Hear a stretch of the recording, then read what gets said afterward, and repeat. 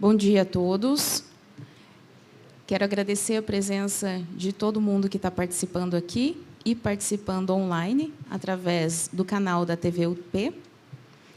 Hoje, na nossa mesa redonda, intitulada Inovações em Genômica e Sustentabilidade, colaboração acadêmica para o futuro da agricultura no Paraná, temos, compondo a mesa redonda, né, o professor José Filho, diretor da Fundação Cândido Garcia, presidente, perdão, da Fundação Cândido Garcia, o professor Emerson, diretor executivo da Fundação Cândido Garcia, o professor doutor Evaldo Vilela, ex-presidente do CNPq e hoje top manager da Fundação Araucária, atuando ativamente frente a toda a inovação em genômica no estado do Paraná.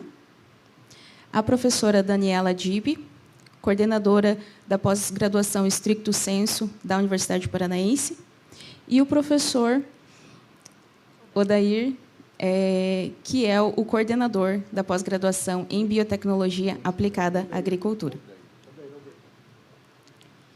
Então, apresentando todos, eu queria deixar a palavra ao professor Evaldo Vilela, nosso convidado especial de hoje. Professor, fique à vontade. Bom dia a todos. Inicialmente, dizer da satisfação, da alegria de estar aqui com vocês, visitar a Universidade, a Unipar, que a gente escuta muito falar, mas que eu não tinha tido ainda a oportunidade de estar aqui. Estivemos em Toledo, mas faltava chegar até aqui. E pela primeira vez também, já passei aqui na porta uma vez no Moarama, mas nunca tinha entrado na cidade muito linda, vocês estão de parabéns.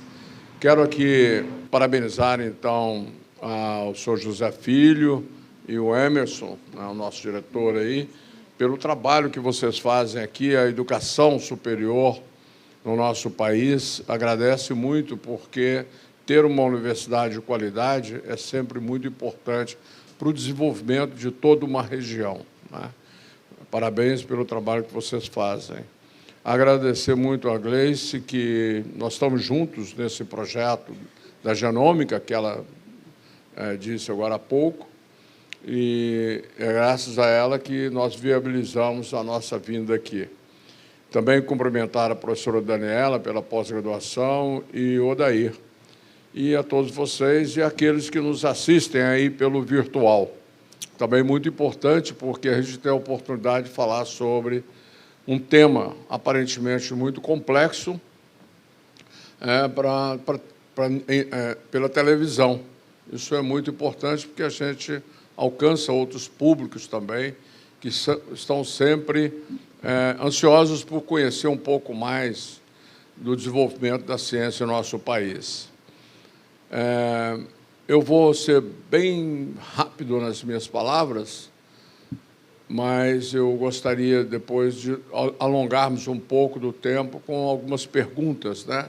Com o passar da idade, do tempo, a gente sempre fica muito pensativo sobre o que nós devemos falar, né? E, hoje em dia, se você não fala aquilo que as pessoas querem ouvir, elas se distraem facilmente através de um celular ou de um outro mecanismo, ou, às vezes, apagam a nossa fala, né? Então, é muito importante a gente acertar aquilo que nós estamos aqui com o propósito de divulgar a ciência genômica, né? E dizer por que nós estamos aqui, por que a Unipar é parte desse projeto. Então, a gente começa dizendo que o Estado do Paraná criou um projeto maior de genômica, porque são tempos em que nós devemos trabalhar os nossos genomas, ou seja, os nossos genes, né, seja na parte humana, seja na parte das plantas. Então, o Paraná tem essas duas vertentes, através da fundação, da Secretaria de Ciência, Tecnologia e Inovação, o professor Aldo, e através da Fundação Araucária com o professor Ramiro, né? Então, é um trabalho que vem sendo desenvolvido com a saúde e conosco na parte de plantas. Então, o que nós queremos? Nós queremos, e estamos fazendo, reunir as competências dentro do Paraná, todo mundo que está trabalhando com genômica e que tem a possibilidade de trabalhar também com plantas, né, com o genoma das plantas, nós estamos fazendo essa rede de pesquisa, né? O que é uma rede de pesquisa? É exatamente uma rede que gera conhecimento. Quando a gente fala em ciência, muitas vezes isso é meio abstrato, né? A ciência é lidar com novos conhecimentos, né? Ciência é novos conhecimentos. Então, toda vez que a gente fala, invoca ciência, nós estamos buscando novos conhecimentos. E esses novos conhecimentos eles se tornaram extremamente importantes porque eles aqui são a base da inovação. Muita gente acha que inovação é apenas pesquisa aplicada ou ciência aplicada, mas não é, né? A inovação vem de novos conhecimentos, né? De como que a planta consegue reagir a um estresse hídrico, falta de água, seca, né? Tem plantas que conseguem, outras não conseguem. Então, nós vamos pegar aquelas que conseguem, né, resistir mais ao calor, à falta de água, e buscar no genoma delas aqueles genes que nós podemos trazer, por exemplo, para a soja, para o feijão, né, de maneira a aumentar a resistência da soja e do feijão para enfrentar as mudanças do clima, né? Nós temos a possibilidade aqui com a Unipar, através da professora Gleice e todo um conjunto de pessoas também que estão envolvidas, né? Trabalhar o genoma aqueles organismos que estão no solo. Ali nós temos bactérias, temos fungos, principalmente esses dois grupos, mas tem outros também. Nós vamos ali pesquisar, saber o genoma deles e o que faz aqueles genes que estão no genoma desses organismos, para tornar e conhecer a interação desses organismos com as plantas. Só lembrando uma coisa da importância desses estudos, é que, segundo Einstein, né, nosso planeta, a Terra, tem 4 bilhões de anos, né? E nós, humanos, somos recentes aqui, nós chegamos ontem, né? Mas as bactérias foram a origem, até onde que se prova o contrário, tem umas falas e hoje que não é bem isso, mas sempre é assim, a ciência sempre procura avançar, né? Mas as bactérias estão no início de tudo isso, né? Foram elas que, ali, os DNAs, os RNAs, enfim, o código genético, né? Os genes, começou por ali, né? Com as bactérias. E depois vieram as plantas, muito depois, né? Através das bactérias vieram as plantas. Então, plantas, bactérias e fungos têm uma interação fantástica, que nós não conhecemos quase nada, porque nós nunca prestamos atenção nisso. A nossa ciência ela é muito recente, porque não tinha equipamentos, né, para você fazer todo esse tipo de trabalho. Esses equipamentos para genoma, né, para bactérias, é muito recente, em termos de cronologia da Terra, né? Então, agora surge a oportunidade da gente desbravar esse conhecimento, manipular esse conhecimento, para a gente ter plantas melhores.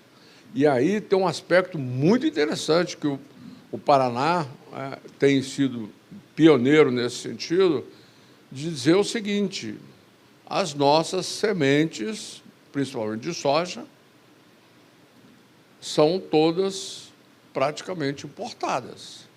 Nós não temos soberania tecnológica sobre o que nós plantamos. Isso é muito grave. No feijão, não. O feijão é nosso, nós temos, porque o povo que mais come feijão no mundo somos nós, né? Graças a Deus. Então, nós temos uma soberania aí. Enfim, é muito importante a gente ter capacidade de dominar o genoma das plantas. E aí nós estamos falando em uma plataforma de genômica, né, que é para soja, para feijão, é para solos, mas que também vai servir para outras coisas. Vocês, se deram uma olhada, vão ver que o Brasil é refém de muitas plantações, porque nós perdemos a capacidade de ter sementes próprias. Por exemplo, a abóbora que nós comemos tanto é japonesa, né? Você imagina, foi daqui para lá e quem domina o conhecimento são eles. A gente paga cada pedaço de abóbora na cabucha, né, que a gente come, deixa um pedacinho de dinheiro para os japoneses, né? E assim vai. Então, nós perdemos a nossa capacidade de melhorar as nossas plantas de uma maneira geral. Nós temos alface, por exemplo, nós somos campeão, nós temos uma série de plantas que nós fazemos muito bem. Ou seja, a gente tem feito coisas boas, né? A gente, no Brasil, apesar dos pesares, a gente tem evoluído o nosso agro, né? A gente não tem que prestar só atenção nas nossas deficiências. Nós temos muita coisa boa que nós estamos fazendo. Mas aquilo que nós não estamos fazendo bem, a Fundação Araucária, através do governador, vem agora estimulando, não só na genômica, tem muitos outros projetos, né, agregando pessoas para fazer estudos, né, desenvolver conhecimento e esse conhecimento ser usado para inovação, né? O Paraná tem hoje vários núcleos de inovação com startups, um setor muito produtivo, que prospera a cada dia, mas que precisa de conhecimento gerado pela pesquisa. Porque a pesquisa feita lá fora, eles não dão conhecimento para nós. A gente não tem acesso, né? Se você depender de algum conhecimento desenvolvido pelos Estados Unidos, você só vai saber disso depois que ele já tiver um produto. E é esse o grande problema do Brasil. A gente gera conhecimento, mas ainda não está gerando muito produto. Nós temos um déficit nisso. E esse esforço todo da Fundação Araucária agora, com mais recurso, porque o governo está dando esse recurso para ela, por isso que me chamou outros também, com a experiência que a gente tem, para agregar pesquisadores, o que não é fácil, né? Você sabe que pesquisador é um negócio bem complicado. Eu sou ainda pesquisador, posso dizer, né? Mas você tem que colocar gestão sobre os projetos de pesquisa, trabalhar com muita orientação, com muito foco nos resultados, né? Então, hoje, a Fundação Araucária e a gente, de uma maneira geral, no Brasil, nós trabalhamos esses temas, isso é importante dizer isso, né? Que a pesquisa por pesquisador, para um pesquisador, ela tem que ser mais... Esse é um movimento, viu, gente? Muito importante. Se o pesquisador trabalha sozinho, tem áreas que dá para trabalhar sozinho, né? Ele tem que ter uma formação muito boa. É aquela pesquisa que a gente chama desenvolvimento por conhecimento, né? Agora, para ser conhecimento em ciência, não é qualquer um, certo? O indivíduo tem que ter uma bagagem. Esse pode trabalhar sozinho. Então, muita gente pergunta, por que a Araucária não abre um edital para a gente submeter projetos, né? Está só fazendo os NAPs e tal? É isso, né? Vai ter, eu acho que a Araucária, como agora ela está tendo mais recursos, ela vai fazer isso. Mas, para esses editais isolados, a pessoa precisa ser craque de bola, porque agora a pesquisa no mundo inteiro ela tem que ter resultado. Não é simplesmente um trabalho, não é simplesmente um paper, não é simplesmente um artigo científico. A gente está parando com isso, de publicar artigo científico por publicar artigo científico, e essa hora agora você produz um aqui, depois você produz outro, depois você produz outro. Quer dizer, esse é um estágio que a gente tem que vencer. Não é que foi errado, não estou dizendo que foi errado. Foi muito importante para a gente crescer. Mas agora a gente já mostrou que a gente sabe fazer. Então, nós temos que juntar pessoas de disciplinas diferentes, né? A área de solos, por exemplo, você tem microbiologistas, né? Você tem pessoal que entende de solos, pessoal que entende de cromatografia, o pessoal que entende... Enfim, você junta especialidades diversas para fazer um trabalho que você gera conhecimento e gera resultado, para depois você publicar o artigo científico. Por quê? Porque nós temos publicado muita coisa que está servindo para um mundo internacional, aí, os outros países, criarem produtos em cima da gente. Então, a gente tem que... por isso, a Araucária está se organizando, a SET está se organizando, para que nós possamos ter mais consequência, né?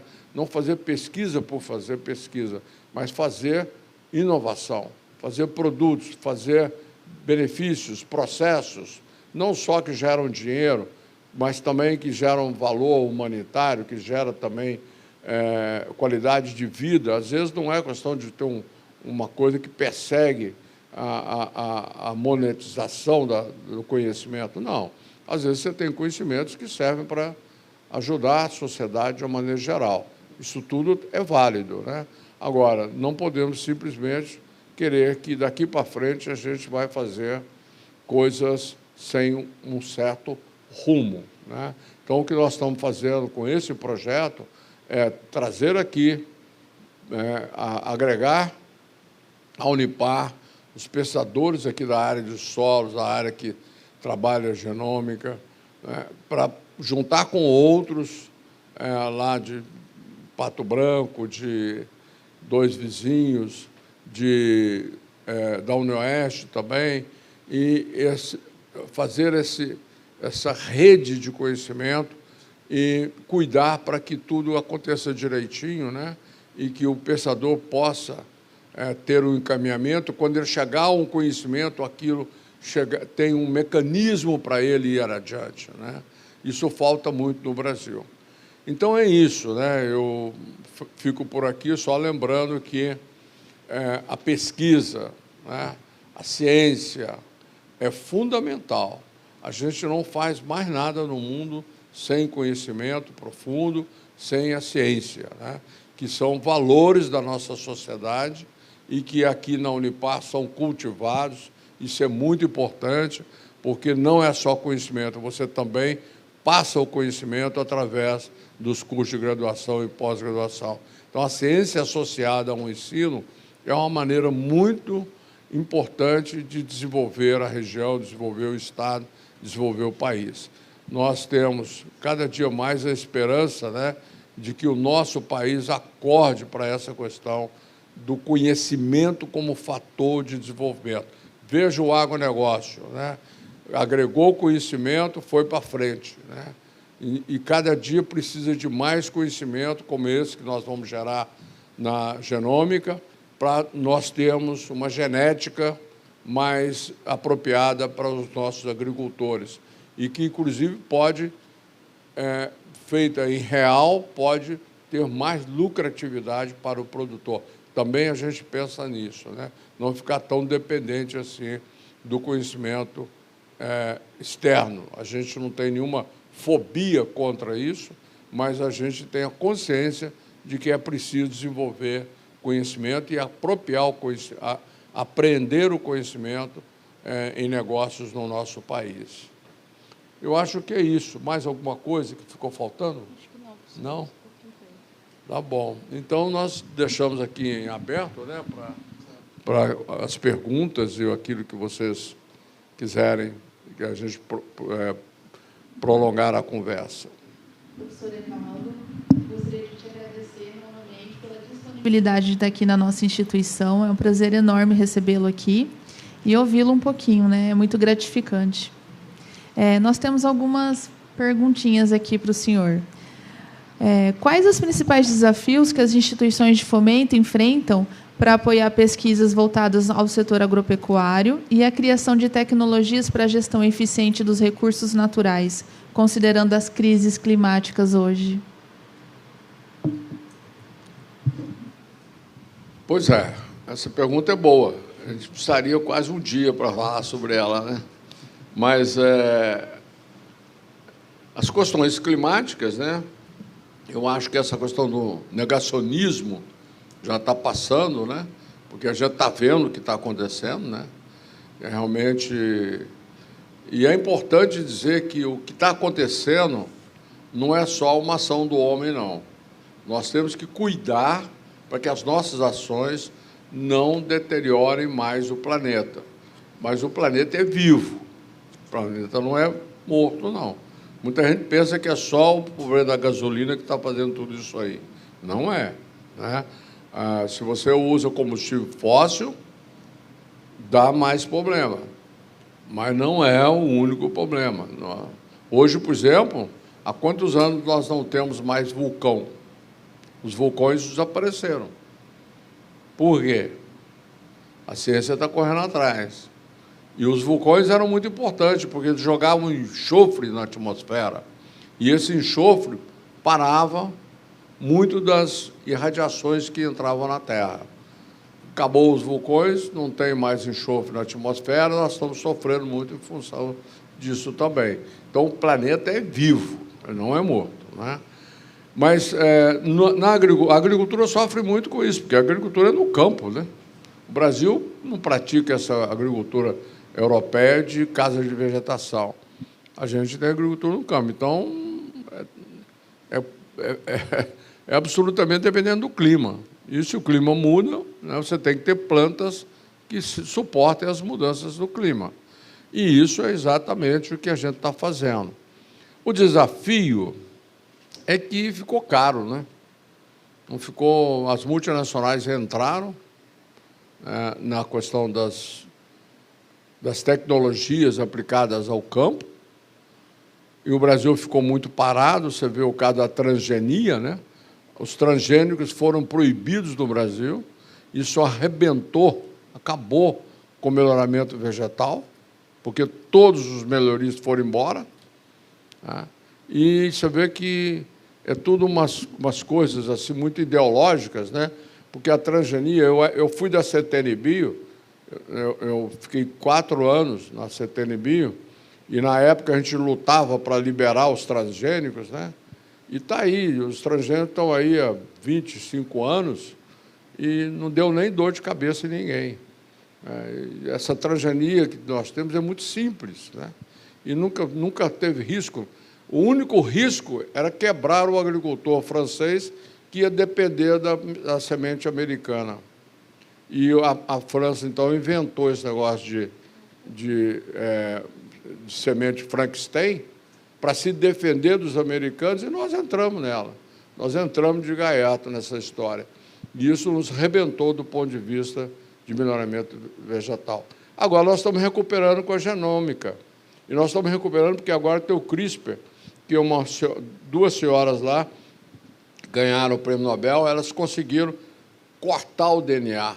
Imagina um negócio desse. Então, corta o DNA e pega aquele gene e põe na outra planta. Isso não é transgenia, é da própria planta, não é? Então, acabou esse negócio de transgenia, agora é CRISPR, edição gênica, né? E está tudo bem. Agora, isso está florescendo em todo o mundo. Então, o desafio nosso é que nós precisamos de dinheiro para fazer pesquisa, nós precisamos de dinheiro para fazer ciência. E no Brasil nós temos um problema que não tem continuidade em nada. Entra um governo, sai aquele governo, acaba tudo que é do outro. Aí entra o outro, acaba tudo. Então, a gente tem um problema. O maior desafio nosso é convencer, né, os governos de que ciência não pode parar. É um prejuízo muito grande quando você para a ciência. Mas nós não temos tido governos que... aliás, o Brasil nunca entrou na onda ainda, né? É ruim falar isso, porque nós temos feito coisas boas, né? Nós temos resiliência, nós temos um trabalho muito bem feito por muita gente, né? Alisson Paulinelli, por exemplo, foi um líder fantástico, criou a agricultura tropical. Não existia agricultura tropical, só existia agricultura temperada, que vinha dos Estados Unidos e da Europa. No trópico não tinha agricultura. O Alisson Paulinelli, mais uma série de gente com ele, criaram a agricultura tropical. Então, a gente faz coisa boa. Mas o problema nosso é falta de continuidade no que nós fazemos. Veja a Embrapa, ela está sem dinheiro, está quebrada, né? E é tão importante. Como é que ela vai fazer plantas novas sem dinheiro? Então, o país não entrou nessa ainda de gerar conhecimento para gerar desenvolvimento. O que todo mundo que está bem e que dá qualidade de vida para o seu povo está fazendo. Vai na Coreia, está lá, né? Entra um governo, briga com o outro, vai para a eleição, dá cadeirada lá na eleição, sei lá o quê, né? Mas entrou no poder, continua o que o outro está fazendo, porque não, mas tem respeito ao dinheiro público. Se está errado, conserta, mas continua. Nós não, nós para. Não, esse aqui é do outro, pode ir para lá, né? E o país sofre com isso. Então, acho que o maior desafio é esse, sabe? É seriedade dos nossos governos com relação ao tratamento da ciência no nosso país. Talento nós temos, nossa gente é muito talentosa.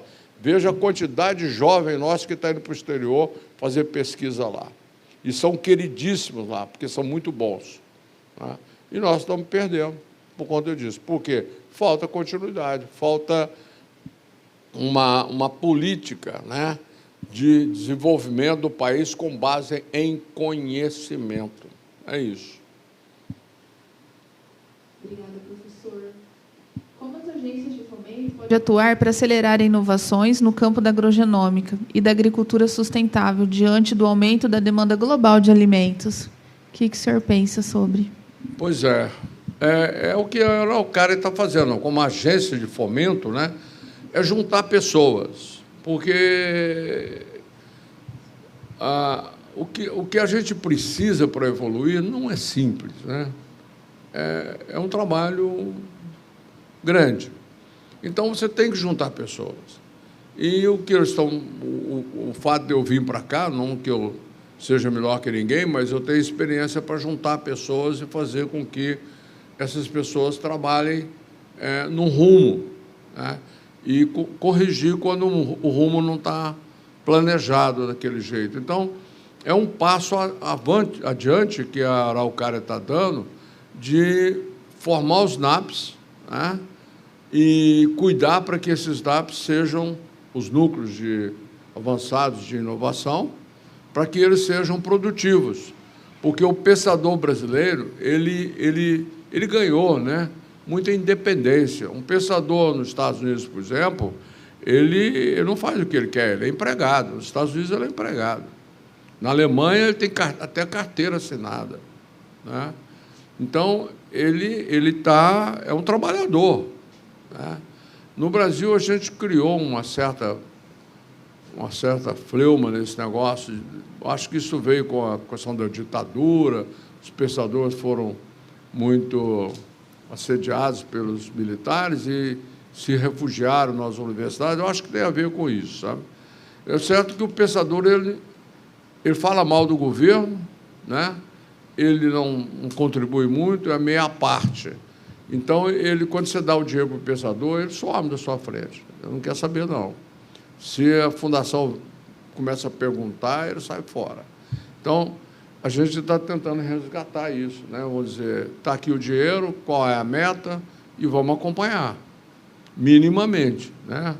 Então, eu acho que é esse o caminho. E a FAPESP, que é parceira da Araucária, em São Paulo, já faz isso.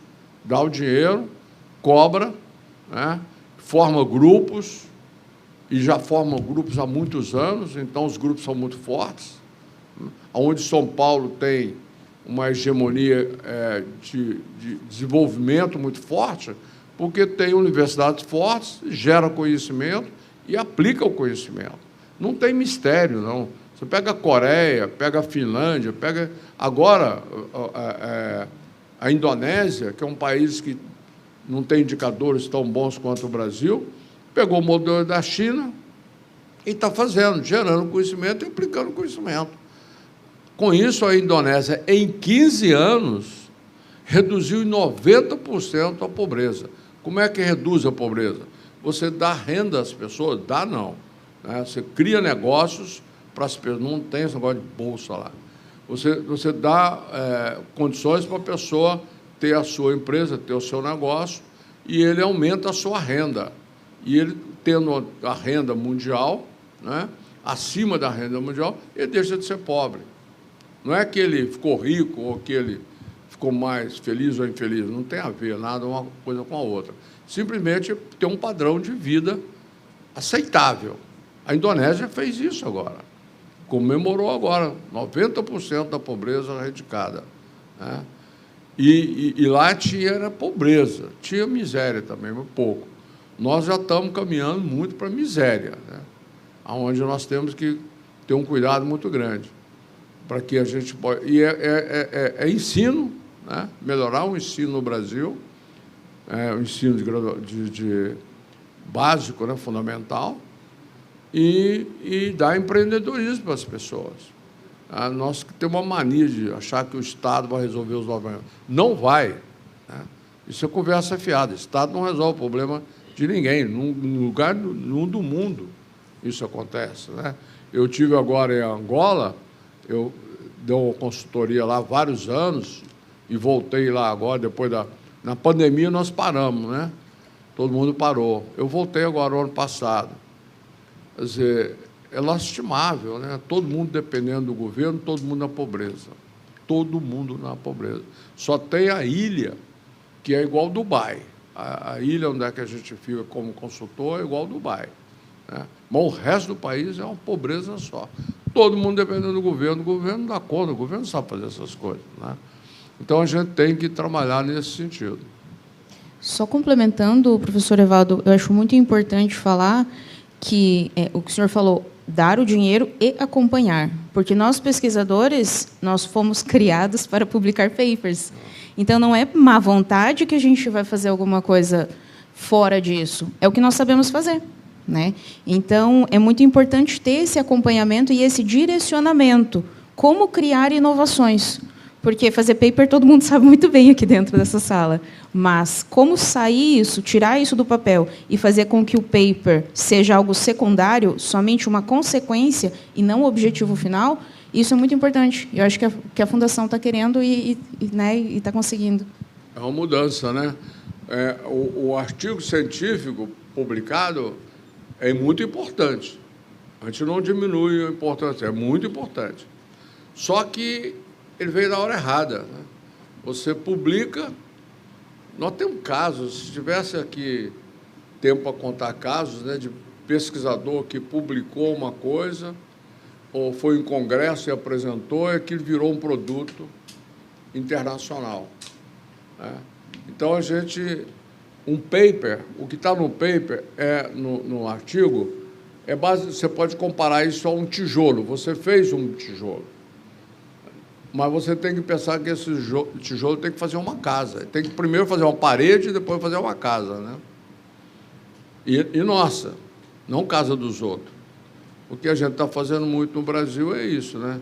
A gente publica, essa questão de publicar foi muito importante para mostrar que a gente sabe fazer, né? Que nós temos publicação.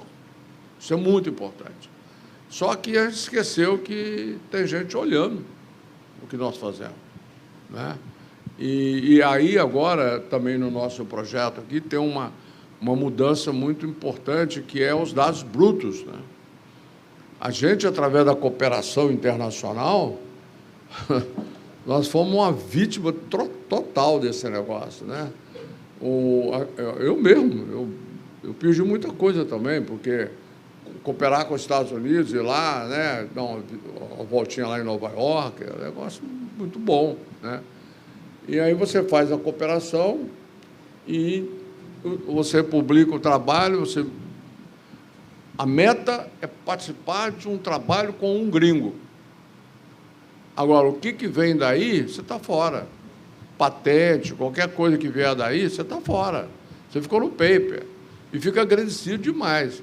Ou seja, é o índio que recebe o espelho, né? Nós estamos numa fase assim, não é brincadeira, não. Nós estamos numa fase que a gente precisa falar essas coisas para chamar atenção, né?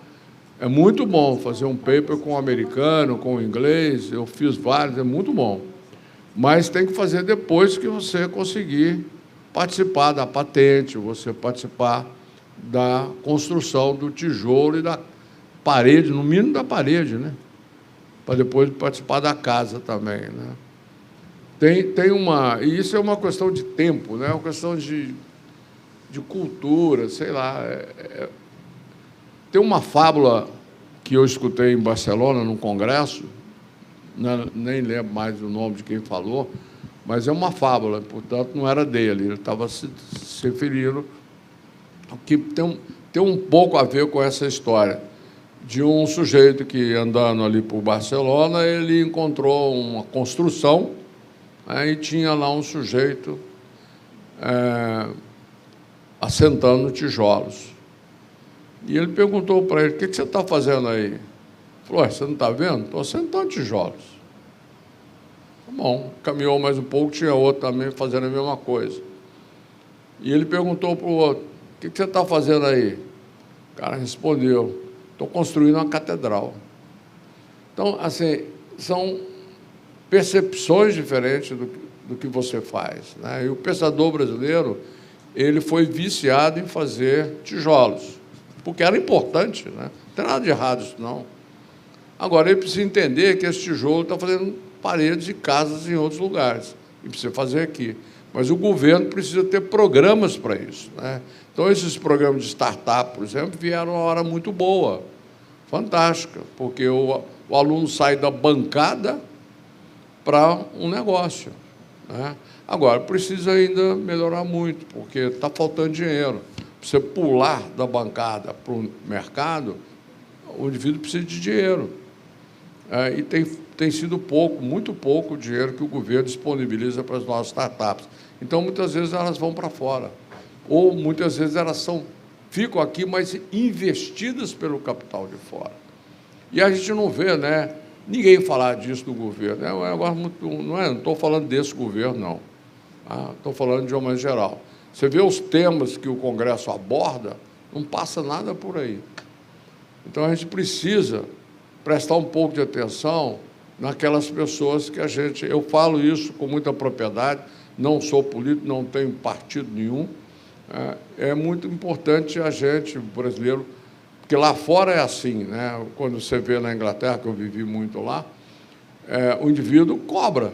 Ele tem um voto, mas ele cobra de quem votou. A gente ainda está naquele estágio assim, de dizer: o que você votou? Fala: não sei, cara, esqueci, né? O inglês jamais esquece, ele vai cobrar do sujeito o que ele está fazendo, porque é isso que acontece, né? Eu fui presidente do CNPq, andei pelo Congresso ali dioturnamente, e tem muito deputado bom, que a gente xinga, acha ruim, mas não conhece. Os caras não são tão ruins assim. O que é ruim é que a gente não dá atenção para eles. Eu tenho um caso lá de Minas Gerais, o cara foi eleito pelo lobby do caminhão. Então, o negócio dele é, dioturnamente, cuidar das leis do caminhão, né? Eu fui conversar com ele para aumentar as bolsas do CNPq. Ele é de Minas, sou de Mineiro, então, quem sabe, ele me ajuda, né? Eu fui explicar para ele, ele não entendeu nada, porque a gente é assim, né? Professor, cientista, aquela coisa, acha que os outros entendem a gente. Ele não entendeu nada. E começou a olhar no celular e tal. Eu falei: ih. Aí eu saí, falei: espera aí, eu vou sair e vou voltar outra vez. Aí eu fui lá fora, mudei a cabeça, tomei uma água, voltei, cumprimentei, bom dia, tudo novamente. Entrei com outro papo, outra conversa. E aí ele entendeu. Quer dizer, o defeito não estava nele, estava em mim, de querer dele uma coisa que ele não está entendendo. Quando eu mudei a conversa e ele entendeu pelas metades, porque eu falava em bolsa, ele pensava que era Bolsa Família, Bolsa Assistencial, e era bolsa de pesquisa, mas eu deixei. E ele me ajudou, botou na emenda dele, me deu 1 milhão para bolsas, né? Isso ajudou. Eu peguei 1 milhão aqui, 1 milhão ali e tal, e reforcei o caixa para o Maidai. Foi com dinheiro disso. Foi com isso. Agora, ele só com a impressão de que eu ia dar aquelas bolsas para quem é pobre. E muitos dos nossos donos são pobres mesmo, né? Eu não tratei de corrigir isso. Então, a gente tem que saber, né, o que está na cabeça, o que você fala e o que o outro entende. Esse negócio me levou, gente, a fazer um curso online de 3 meses da Universidade de Ohio. Tem um curso lá que se chama assim, o que eu falo e o que o outro entende.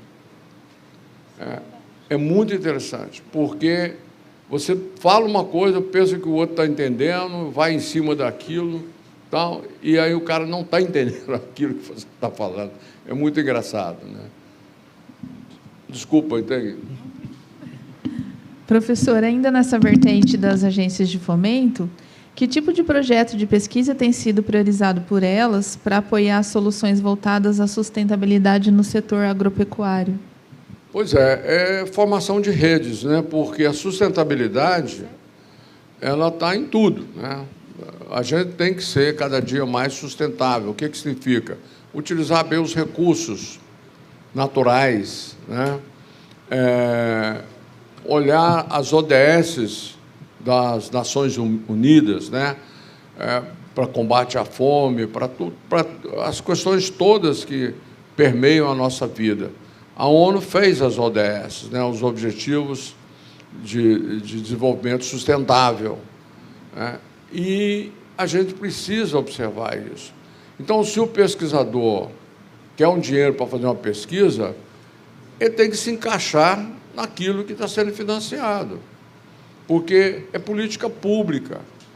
Se o Estado do Paraná determina que o agro tem que ser mais sustentável, né, tem uma linha para financiar projetos em sustentabilidade do agro.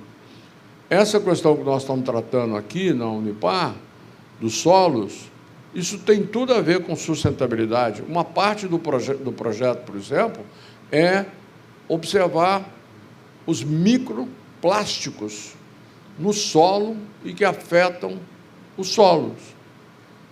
Você já viu falar de microplásticos no oceano, né, nas águas? Agora saiu um artigo mostrando que a gente já tem microplásticos no cérebro nosso, né? E esse projeto vai se deter a microplásticos no solo e a interferência que esses microplásticos podem ter na saúde da planta, no desenvolvimento microbiano do próprio solos, porque hoje, eu quando fiz agronomia, os solos era só para cortar, né? Você cortava o solo para plantar. Hoje, você fala em saúde dos solos, igual você fala saúde do intestino. É a mesma coisa. E o intestino hoje é considerado, aquele negócio que a gente não achava que não prestava mais nada, né? O intestino hoje é considerado o segundo coração, ou o segundo cérebro, depende de como você olha. Então, a evolução do conhecimento leva a isso, né? Então, eu acho que a resposta é essa. A gente tem trabalhado para formar grandes projetos com grandes consequências e botar o trabalho do pesquisador mais em rumo com as necessidades da sociedade. E aí é muito importante, porque quando você tem o que entregar, por exemplo, esse projeto, nós estamos trabalhando para isso. É talvez o primeiro projeto da Araucária que vai pensar nesse aspecto, que está pensando nesse aspecto. A Gleice, com a equipe dela, com 1 ano e meio, bateu lá uma meta e chegou a um novo conhecimento, e esse conhecimento vai gerar um novo processo, um novo produto, né? Às vezes até quase que de imediato. Então, nós vamos ter uma equipe que vai fazer a narrativa disso. Vai olhar para aquilo. Aí, hoje o pensador, ele descobre uma coisa, até ele escrever um paper, até ele contar isso para os outros, o outro lá já descobriu nos Estados Unidos. Então, a gente vai assim, nós vamos acompanhar, e se tem uma novidade, entra uma equipe para fazer o acompanhamento daquilo e criar um evento sobre aquilo e divulgar. E divulgar de maneira que a sociedade entenda. É muito importante, porque o cidadão vota, né? E os indivíduos que são votados é que dão o dinheiro para a gente. Então, tem uma cadeia aí que a gente não pode ignorar. Esse negócio de falar cientista, ciência, no passado, era glamour. Cientista, né, aquele indivíduo com a língua de fora, cabelo arrepiado, a coisa já passou, né? O cientista hoje ele pega ônibus, ele pega Uber, ele é igual a todo mundo, né? Então, isso já acabou. Agora, a gente precisa ter certeza de que nós vamos entregar e a sociedade vai entender. Claro que um país como o Brasil, esse negócio não é fácil, não é fácil falar. Por quê? Porque a cultura científica e tecnológica do nosso país é muito baixa. Para vocês terem ideia, nós pertencemos a um grupo de países que o ensino fundamental não ensina o que é tecnologia. Nos Estados Unidos, muita gente fala que nosso ensino é melhor que os Estados Unidos, que lá é uma bagunça, que conversa fiada. A criança nos Estados Unidos, em idade de terra, já entende o que é tecnologia. É um negócio assim, eu tive experiência com netos meus, é um negócio muito interessante. E nós temos um negócio, o brasileiro, ele adere a qualquer tecnologia. Tem um iPhone diferente, tem um Samsung diferente, tem um negócio aqui, é adepto, o brasileiro gosta de tecnologia. Mas, por outro lado, ele senta o pau nas discussões que ele faz sobre tecnologia, que é um absurdo, que esse negócio está deteriorando as crianças, está deteriorando aquilo, não sei o que tem. Ele, ao mesmo tempo que ele é um usuário dos maiores do mundo, ele é um dos maiores críticos, porque ele não entende o que é tecnologia. Ele só pensa no lado ruim da tecnologia. Tudo nessa vida tem lado ruim, gente. Mas tem um lado bom. Tudo tem impacto negativo, toda tecnologia tem um impacto negativo, tem um impacto positivo. Você tem que saber medir isso e sair dessa vibe aí de tudo negativo, né? Toda notícia, jornal, quem lê jornal só pode ser negativo mesmo, porque o jornal, notícia boa não vende, né? Então, o Suassuna,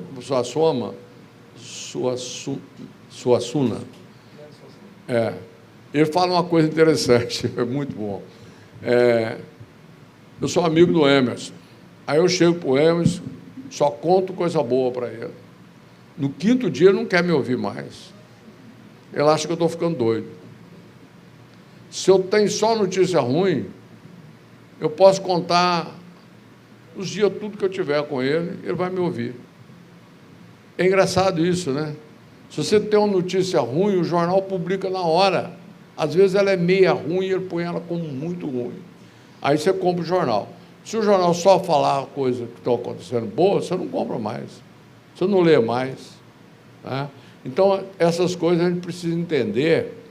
E a tecnologia, hoje, gente, nós chegamos aqui graças à ciência e à tecnologia. A agricultura, que todo mundo fala aí, não sei o que tem, é contra o agro e tal, a maior, não é a maior, né? As 5 maiores revoluções que nos trouxeram até aqui, nós estamos aqui hoje, no Moarama, porque a ciência chegou até aqui. O homem primitivo, quando inventou a agricultura, ele conseguiu romper. Quando nós começamos a produzir alimento em quantidade, só se você pensar, em 1820, tem um artigo que fala sobre isso, em 1820, 80% da população era desdentada, miserável, em todo o mundo. Então, muita gente fala assim, no passado era melhor, espera aí, calma com isso aí. Não é bem assim, a gente evoluiu muito, tem muita coisa ruim, mas espera aí, faz uma reflexão correta.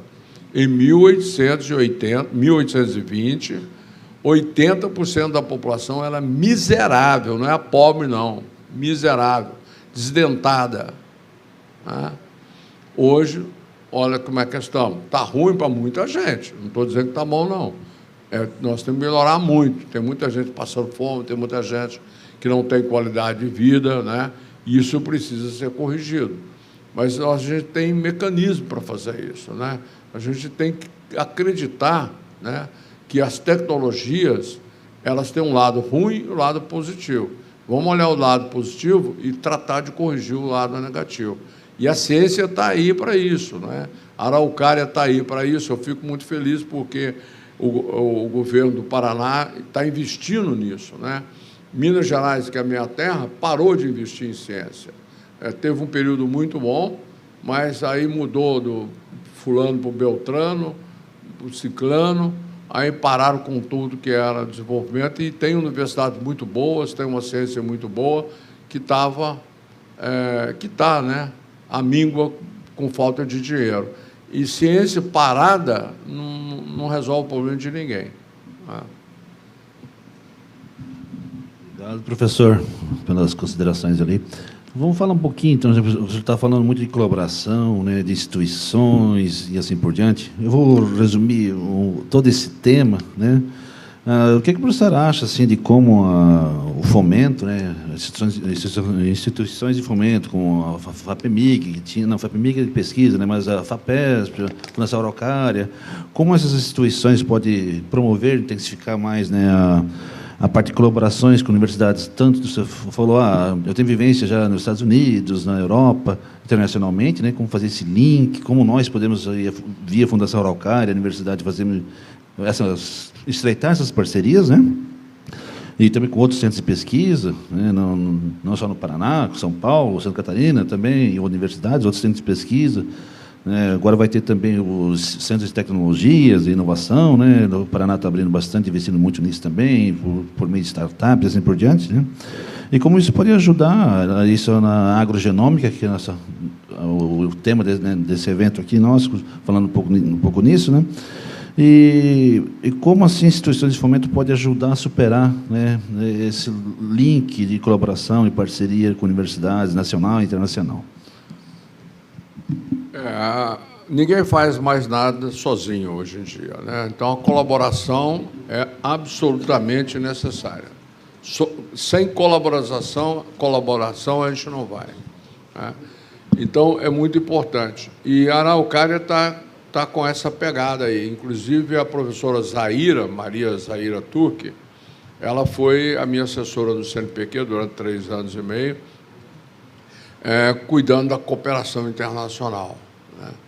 E nacional também. Então, a CAPES, a FINEP, que são os órgãos, junto com a Araucária, né, que fomentam a cooperação. No momento, o que eu vejo é o Paraná buscando mais cooperação dentro do Paraná, porque com a chegada das universidades, crescimento das universidades, né, ampliou muito o quadro de pesquisadores dentro do Paraná. E tem também as cooperativas, que também fazem pesquisa, tem outros organismos que fazem pesquisa. Então, eu vejo a Araucária assim, buscando a colaboração entre as pessoas do Paraná. Mas eu já fui autorizado pela Fundação Araucária para esse projeto da agrogenômica a fazer uma cooperação com outras universidades dentro do país. E a Fundação Araucária, com a FAPEMIG, a Fundação de Pesquisa e Desenvolvimento de Minas Gerais, elas estão conversando hoje para que universidades de Minas Gerais venham a colaborar com esse projeto do Paraná. Então, a Araucária está muito atenta a isso e também atenta à colaboração internacional. Eu mesmo vou participar da COP lá em Baku, na Azerbaijão, agora em novembro, buscando entender como é que o mundo está trabalhando, porque na COP, né, a gente vê como que a pesquisa está avançando nessa questão das mudanças climáticas. Tem um setor lá só do agro e clima, né? Então, a gente vai lá observar e ver o que está... Agora, a cooperação internacional ela tem que mudar um pouco, porque até hoje a gente foi muito desatento com os resultados da cooperação internacional. E agora é um momento muito crucial, porque, imagina no caso de solos, quanto dado vai ser extraído daí. E, antigamente, né, o pesquisador fazia um experimento, ele tinha lá 1000 dados. Ele escolhia lá, né, com critério, não era sem critério, não. Ele não dá conta de analisar muito dado, ele escolhia um tanto de dado e fazia um trabalho, a publicação. Agora, você tem ferramentas para analisar 1 bilhão de dados. Então, os dados brutos se tornaram muito importantes. Porque você tem como fazer análise. Né? A gente fazia as análises daquelas, como é que chamava aquele negócio? 4 variáveis, 5 variáveis, né? Multivariáveis, né? Era um negócio assim, tinha que ter calculador. Eu sou do tempo da calculadora ainda. Depois vieram os programas de computação e tudo, mas agora você tem dados à vontade, né? Então, nós temos que tomar muito cuidado com isso, porque, na hora que a gente obter os dados, a gente não pode nem colocar na nuvem, porque a nuvem não é essa santinha assim que muita gente pensa, não. Ela tem dono, né? Então, dados brutos, e está todo mundo querendo dados do Brasil, seja no agro, seja na saúde. Esses protocolos aí que a gente tem com dados, isso vale ouro. Então, muitas vezes, por exemplo, o Ramiro ele tem viajado muito buscando parcerias, né, com a Finlândia na área da educação, né, com a Inglaterra na área de ciência, a França, a Alemanha, mas com muito cuidado, para que a gente tenha colaborações que não sejam... que não levem os nossos dados. O brasileiro é meio desprevenido para isso. A gente tem que tomar muito cuidado. Então, a cooperação internacional tem que mudar. Ela tem que ser mais favorável a nós. Não é só mandar estudante para lá e esse estudante ser um veículo de levar dados brutos para lá, porque é o que eles querem. No trabalho que eu estava fazendo na USP agora, nos 2 últimos anos, o que nós recebemos, eu estava trabalhando com genômica lá também, trabalhando com biológicos, né, que está na onda, os produtos biológicos, controle biológico. Olha, o que tinha de delegação querendo conversar com a gente é holandês, é indiano, os indianos são danados também, chineses, né? Então, assim, coreanos, muita gente querendo visitar, querendo ver, levar um estudante. Ele leva um estudante e leva dados. O estudante passa para ele. Né? Então, a gente tem que trabalhar para a colaboração, mas tem que ter muito cuidado daqui para frente com os dados. É isso aí. Eu me lembro muito bem que, na época que eu fazia mestrado, na UFLA, teve vezes que a gente pegou o pesquisador dentro da biblioteca, naquela época não era tão disponível as coisas online, né? Mas pesquisador dos Estados Unidos dentro da biblioteca física da UFLA, lendo as dissertações. Então, assim, buscando dados, né? Então, isso é muito importante, e a minha próxima pergunta era em relação a isso, né, sobre a soberania dos dados, e eu fico muito feliz que a Fundação Araucária e o Brasil está nos auxiliando nisso, porque realmente a gente não pode deixar isso nem na nuvem, né? E aqui, para finalizar as perguntas, a gente está num momento muito importante, né? Biotecnologia, genômica, inteligência artificial. Professor, quais são as perspectivas Paraná e Brasil com todas essas tecnologias e esses pesquisadores aqui, doidos para fazer pesquisa aplicada? Pois é, a minha visão é que a gente está evoluindo, né? Nós temos muito trabalho, muito bom, a gente está evoluindo, a gente está conseguindo. Agora, o problema nosso no Brasil sempre foi, a todos os governos até hoje, nenhum quis fazer aquilo que Coreia fez, enfim, a gente tem exemplos, né? A China, é basear você ter para o seu desenvolvimento como país, dar qualidade de vida ao povo, dar renda, né? Ao invés de ficar dando bolsa. Bolsa é importante também, né? Mas não é só ao invés disso, você tem um projeto de Brasil, né? Eu costumo dizer assim, o que a gente quer ser, né? A gente não sabe muito bem o que a gente quer ser. A gente quer ser um país melhor, tal, coisa, muito bom, tudo. Nós temos isso, temos futebol, tal. Mas o que a gente quer ser? Aonde que nós vamos chegar em 2040? Nós vamos ter diminuição da nossa pobreza? Vai melhorar a renda das pessoas? Que programa que está fazendo isso? Tem o Bolsa e tal, isso é emergencial, você não vai ficar botando gente em bolsa a vida inteira.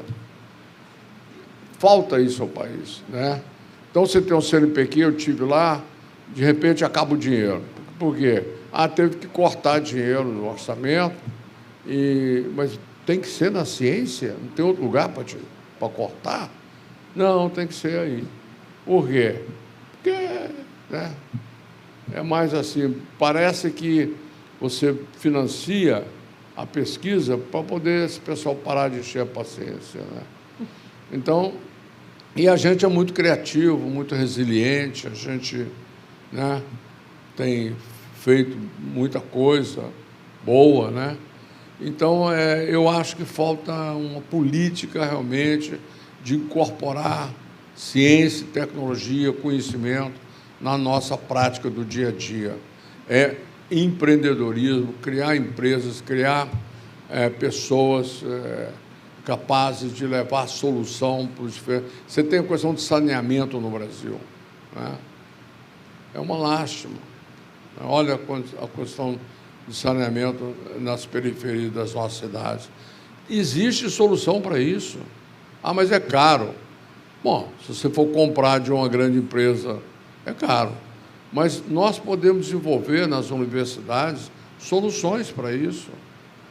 A China fez, vai assim, você vai incentivando, vai gerando conhecimento, laboratório, apoio à pesquisa e mecanismo para tirar a pesquisa de dentro do laboratório para ir para o campo, né? E atender às necessidades das pessoas.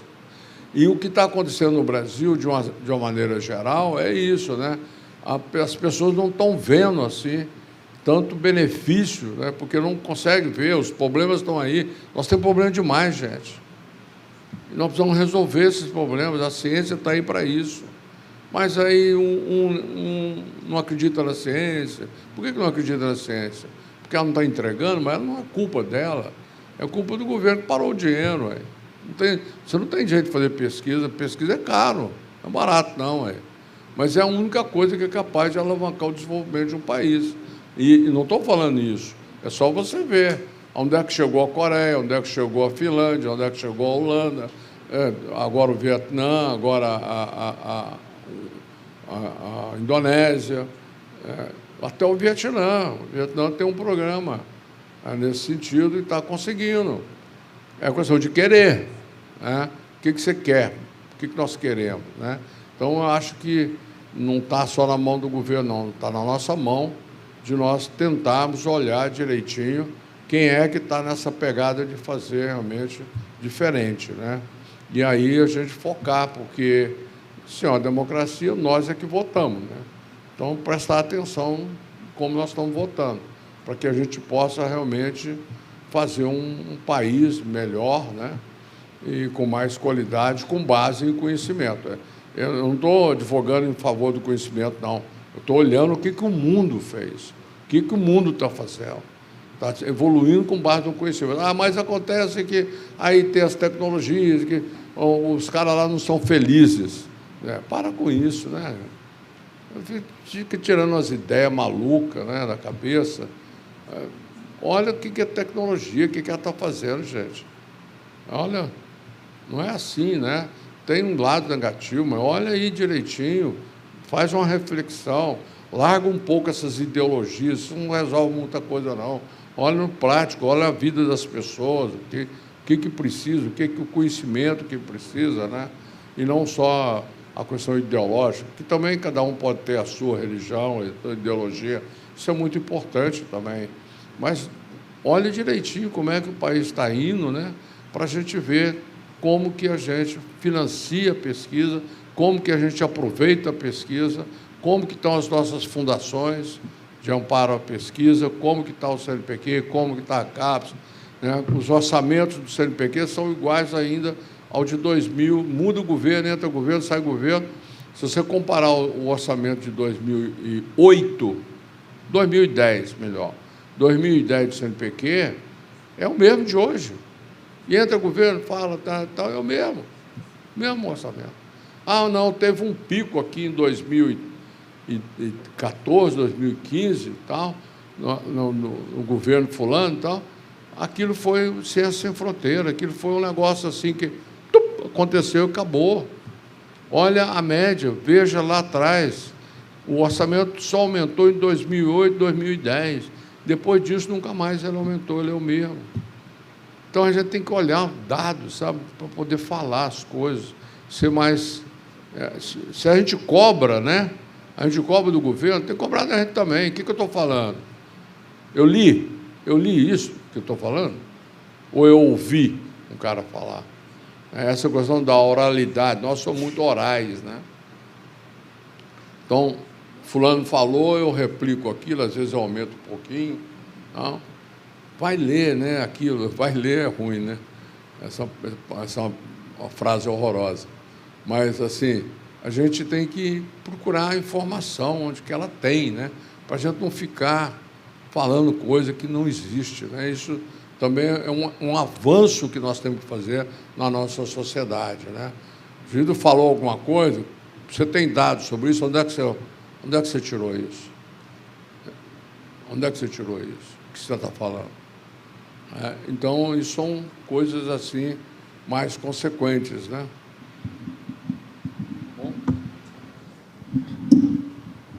Senhor Evaldo, só um comentário. Quando todos os setores entenderem que a pesquisa ela não é um custo, ela é um investimento a longo prazo, essas coisas vão mudar. Porque as pessoas que estão envolvidas no investimento, você colocou muito bem, elas não conhecem o que é ciência.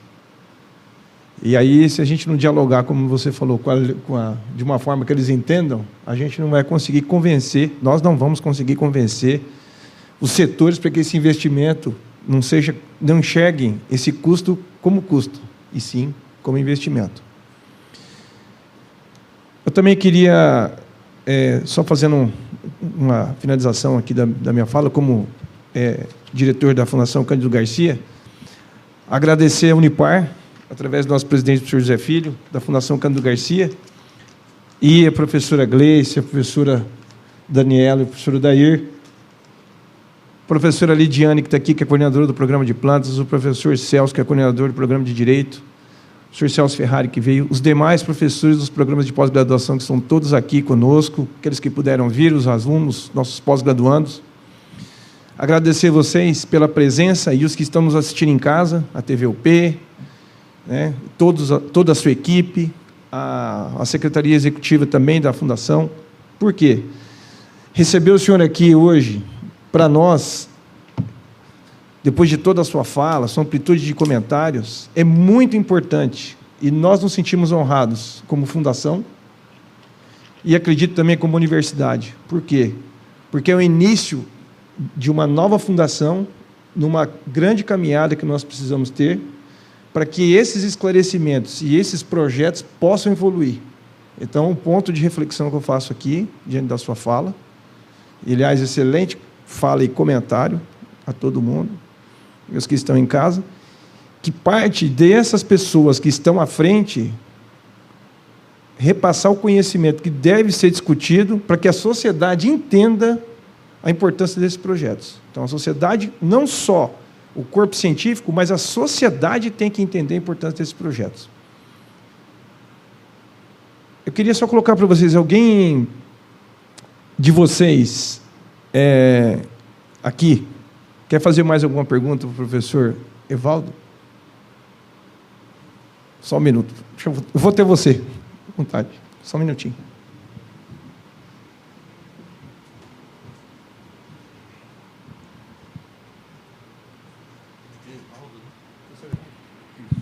Professor Evaldo, bom dia. Eu só queria saber se o senhor tem alguma experiência com o país de Israel com relação ao agronegócio. Que a gente lê muita coisa, vê muita coisa. Eu queria que o senhor compartilhasse se o senhor tem alguma experiência com esse país, porque, pelo que a gente ouve falar, é muito tecnificado. Israel, eu já tive 3 vezes lá em Israel e fui muito em função do Instituto de Desenvolvimento Industrial de Israel. É exatamente isso. Em 1970, né? 1970, eles tiveram um plano para fazer um país com base em conhecimento. Israel é isso, né? Então, eles investiram em pesquisa, mas investiram também na proteção do conhecimento que eles estavam gerando, né? E eles viveram, né? Sempre com a venda de conhecimento e tecnologia que eles faziam, que eles nem tinham necessidade, faziam para o mundo, né? E muito,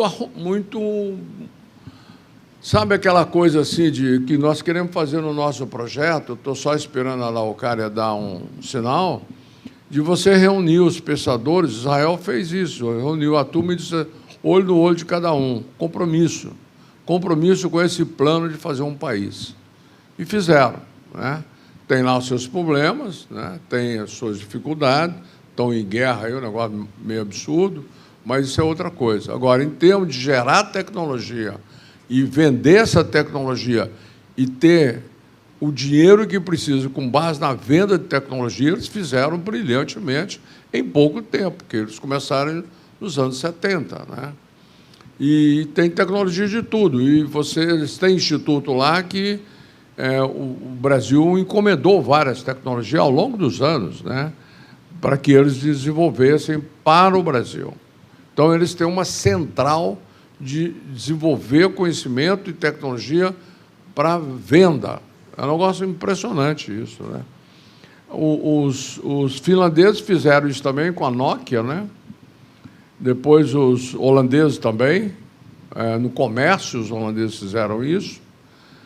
Então, a Coreia também fez a mesma... A Coreia passava fome nos anos 70, era pior que o Brasil.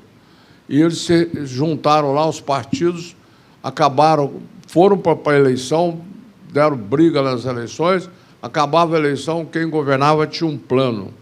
Esse plano nunca foi cortado.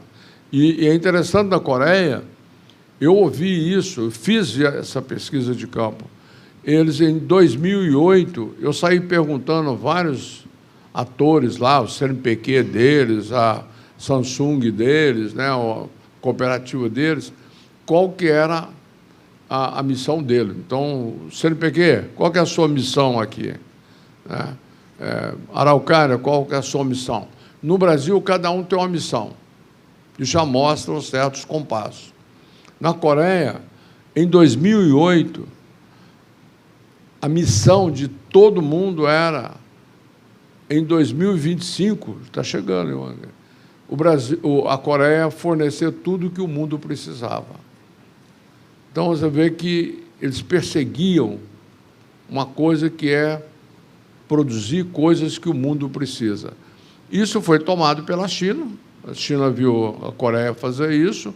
Nos anos 80, fez a mesma coisa, né? E passou todo mundo. A China começou, na verdade, é importante dizer isso, a China começou o movimento pró-conhecimento, porque a China era o conhecimento chinês. A cultura chinesa sempre foi muito diferente. E a ciência chinesa era outra coisa. Eles aprenderam a ciência ocidental. Há 100 anos atrás, mais de 100 anos, 1900, eles começaram a querer aprender a ciência ocidental. Na década, depois da guerra, eles mandaram chineses para todo lado, principalmente para a Alemanha, Inglaterra, França e Estados Unidos, né, com o princípio de se tornarem doutores, aprender a fazer a ciência, que eles não sabiam, eles não conheciam o método científico, aprenderam melhor que a gente. E, com base no método científico, fizeram essa revolução que eles têm hoje. Fazem de tudo, né? E o pessoal fica dizendo que é mão de obra escrava. Claro, foi no passado, hoje não é mais, né? A China acabou com a pobreza. A China, eu tive a primeira vez lá em 1992. Eu peguei giardia, aquelas assim de ser hospitalizado. Tamanha era o problema sanitário deles, né? E eles venceram isso. Você vai na China hoje, não tem nada, nós não temos nada, não temos nada aqui que é mais moderno do que a China. E com base em quê? Organização do método científico. Tudo é ciência. Não tem palpite, ninguém dá palpite. É baseado em ciência, conhecimento, né? Então, é o caso de Israel. Bom dia a todos. Primeiramente, parabéns aí à Fundação Cândido Garcia pelo excelente evento. E, professor Evaldo, o senhor tocou aí na questão das startups.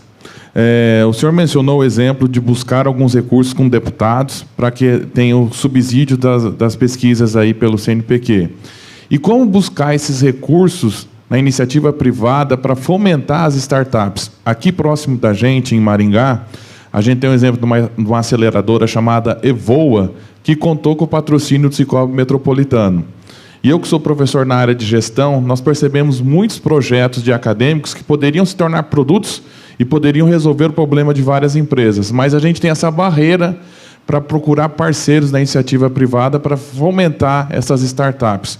Como o senhor conduziria ou nos aconselharia nesse processo?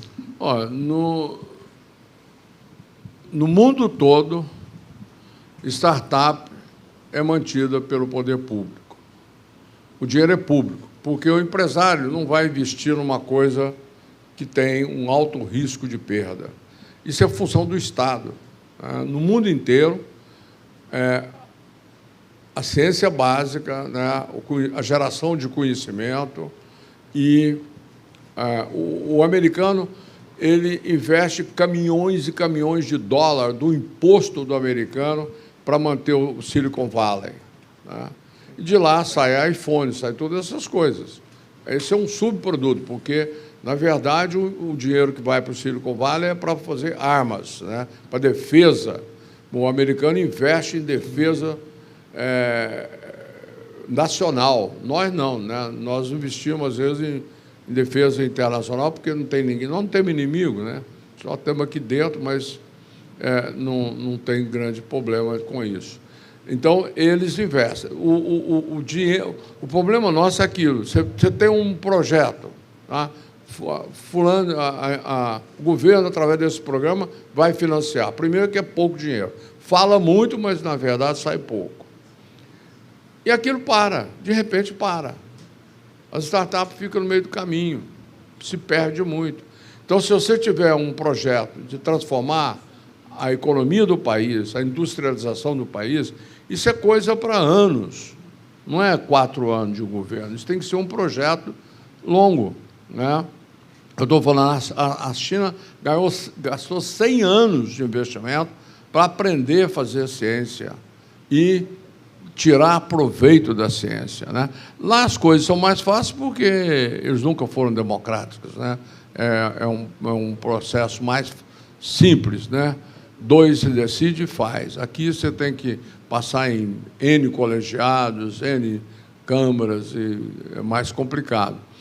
Mas, basicamente, é isso. Se a gente quer desenvolver startups para mudar a economia do país, tem que ter um investimento permanente e não é pouco, não. Tem que investir nisso. Não pode ser um pouquinho de dinheiro aqui, um pouquinho ali. E isso está faltando, né? Bom dia, professor. Primeiramente, quero parabenizar a universidade pela iniciativa de oportunizar esse momento. E foi discutido bastante em relação à falta de entendimento de grande parcial da população em relação à importância da ciência, né? E, às vezes, falta de investimento em relação a isso. Como que você vê que a ciência tem trabalhado na educação para difundir a importância da ciência para a população brasileira, que a gente vê que o Brasil é um grande potencial mundial? Então, acho que a própria ciência poderia justamente trabalhar essa parte educacional para realmente mostrar a importância? Como você tem visto que esses órgãos têm trabalhado nesse sentido? Pergunta difícil, viu, cara? Difícil. Está gravando aí? Olha, a gente não ensina ciência para as crianças, né? A gente não ensina. Às vezes, me desculpa aí quem faz direito, tem coisa boa sendo feita. Eu sempre gosto de falar isso, porque eu já visitei muitos colégios, já trabalhei na educação de ciência para o fundamental, para o ensino médio. Tem coisa boa sendo feita. A gente não pode nivelar só por dizer que está ruim. Você tem coisas muito bem feitas, você tem programas muito bons de governo, de escolas particulares. Agora, de uma maneira geral, a ciência no Brasil é tida como uma coisa assim flutuante, algo que flutua no espaço, né? Aquele cientista, o cara é cientista, né? Então, tem aquela coisa assim. As pessoas têm dificuldade de entender o que é ciência, propriamente dito, porque a educação nossa é ruim, né? E, muitas vezes, o ensino de ciência nas escolas, ele é mais para falar de meio ambiente, para criticar o meio ambiente, o uso do meio ambiente, né? Muitas vezes ela é uma questão assim de você focar nas desvantagens do desenvolvimento, ou então na beleza das borboletas, essas coisas. Não tem assim... Porque o que é ciência? O que você tem que ensinar de ciência? Você tem que ensinar um método científico. Ciência é inspiração que vem para o método. Não é palpite. Ciência não é palpite, não é crença, não é ideologia. O povo mistura esse trem tudo na escola, entendeu? Ideologia com ciência, com religião. Então, é uma situação assim muito difícil, né? Então, o que a gente tem que esperar das pessoas que são formadas no ambiente que ciência é ciência, ideologia é ideologia, crença é crença. Tudo tem valor para a sociedade, tá certo? Agora, não pode misturar essas coisas. Ciência você faz não é com palpite, não, é com método. E aquilo muda de acordo com a investigação. Se você hoje acha que pepino melhora a pele, foi um experimento que foi feito, o outro vem e faz um outro, não acontece isso. A ciência não é fundamentalista, entendeu? A ideologia é fundamentalista, o indivíduo não quer saber. Ele acha que aquele partido ou com aquela ideologia vai resolver o problema do mundo, e você dá todas as evidências para ele que não, e ele continua acreditando naquilo. Mas está certo, é o jeito dele, né? Outra religião, o cara acredita que Adão e Eva foi aquilo, e pronto, está certo, de repente é mesmo, sei lá, né? Mas isso não tem nada a ver com ciência. Ciência é outra coisa. E a geração de conhecimento é que pode gerar novos avanços da sociedade. Você não vai resolver o problema do indivíduo com ideologia nem com crença. A crença ainda pode ser que o indivíduo acredita no céu e tal, então pode ser que ajuda, né? Mas ideologia definitivamente não resolve o problema de ninguém, está provado, né? Não sou eu que estou falando. Agora, a ciência pode resolver. O problema de saneamento, você pode resolver com ciência, né? Agora, precisa ser ensinado isso, né? E, infelizmente... Você vai o americano, por exemplo, ele tem muito claro isso, né? O menino entra na escola, ele aprende o que é tecnologia, o que é ciência, ele pode aprender o que é religião, pode aprender o que é ideologia, e ele vai escolher o caminho dele. Isso é que a democracia é isso. Mas você tem que ensinar a ciência, você não tem que ensinar contra a ciência, porque não faz sentido, entendeu? Essa é a minha opinião, não sei se... Pessoal, mais alguém? Não? Professor Evaldo, então, os demais componentes da mesa, todos estão aqui. Queria agradecer mais uma vez a participação de todos, os que estão assistindo em casa, nas redes sociais, Só lembrando no final, fazer um comentário, todas as inscrições serão convertidas à aquisição de cestas básicas para as entidades que necessitam na comunidade de Umuarama. Muito obrigado a vocês que colaboraram com as inscrições, você de casa que fez as doações através do link no QR Code. Em breve, quando nós fizermos a aquisição e também a entrega dessas bolsas, a qual eu vou convidar o pessoal da pós-graduação para estar conosco, a partir disso, porque veio da pós-graduação essa iniciativa, nós iremos também divulgar nas redes sociais. Nossa palavra para você, professora Gleice, para o seu encerramento. Obrigada a todos pela presença novamente. Professor Evaldo, saiba que o senhor é muito bem-vindo aqui na universidade. Obrigado. E agora, mais do que nunca, a gente vai trabalhar junto aí nos próximos 25 anos, esperamos. E, com certeza, tá bom, né? Acho que 25 anos tá bom. E, depois a gente entrega. E estamos muito ansiosos, né, para começar os trabalhos, os nossos projetos, e agradecer novamente, né, o apoio e a colaboração da universidade, da pós-graduação, da Fundação Cândido Garcia e de vocês por estarem nos assistindo e nos prestigiando. Tá bem? Muito obrigada, tenham um excelente almoço e um excelente dia a todos.